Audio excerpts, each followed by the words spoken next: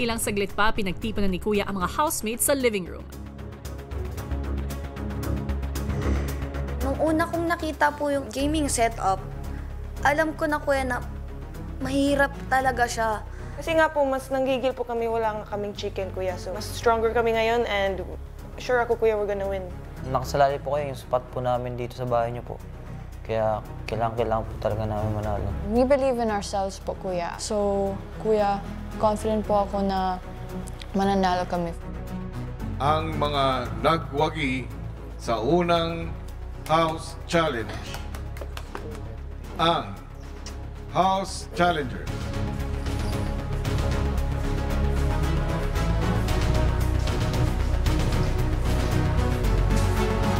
Nung pumapasok po sila, nararamdaman ko lang po, Kuya, is gigil po talaga. Like, siguro, Kuya, may konting galit po ako. Kasi nga, sa chicken namin, hindi nila binigay. Handa na ba ang lahat?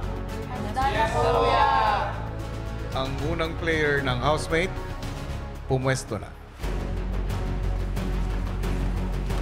Talagang gigil na ang mga housemates manalo. At ang unang player ng House Challenger, pumwesto.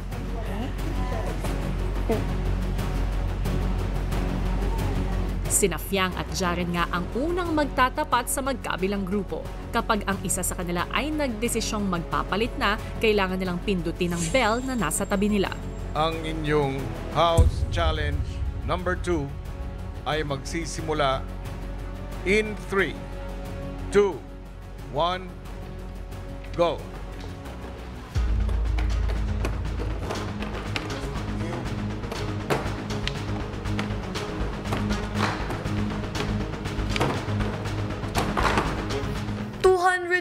Hindi na 101, 200% Kuya, kasi nga talo na kami, Kuya, nung una, hindi namin pwedeng hayaan na matalo ulit.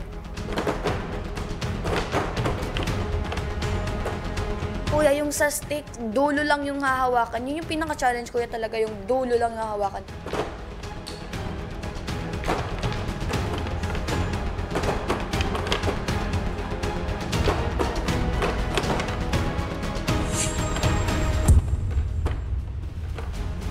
At kailangan, i-left muna bago ilagay doon sa kabilang side, which is sa laban, Kuya. Ang hirap!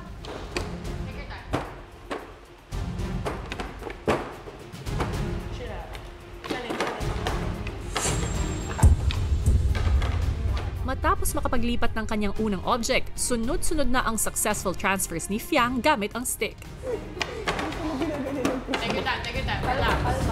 Nice job. Balik mo ang nilalagay.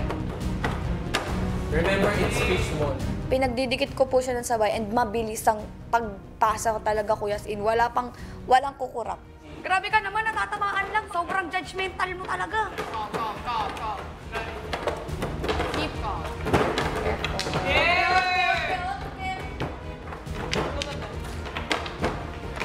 Kasi kung hindi talaga mabilis, malalaglag talaga.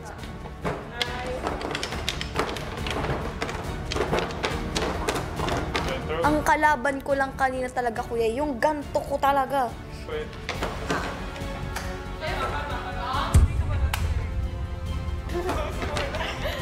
Nahirapan ako sa Rubik's kasi hindi ko nga makuha ng yung tamang discard. Sige,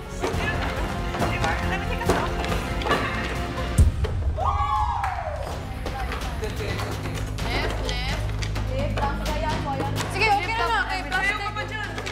Fiang can find the right way to do it po, Kuya, and just bawi. Pero si Fiang, unti-unti nang nakakaramdam ng pagod. What the heck? Tama. As in, what the heck? Paunahin, nanunusok.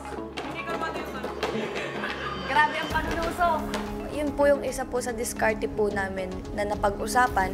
Hindi po kami titingin sa kalaban po, Kuya, sa kung anong ginagawa, kung ilan na lang po yung pieces na natitira sa kanila. Kasi, Kuya, pag tiningnan ho namin is mapipressure po kami.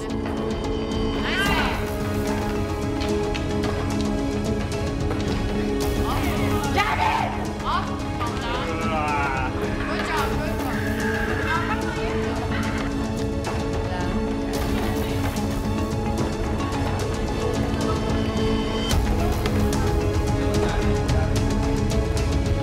Kuya, sa totoo lang, like, promise to God, yung nasa isip ko talaga is nagpe-pray talaga ako, kuya.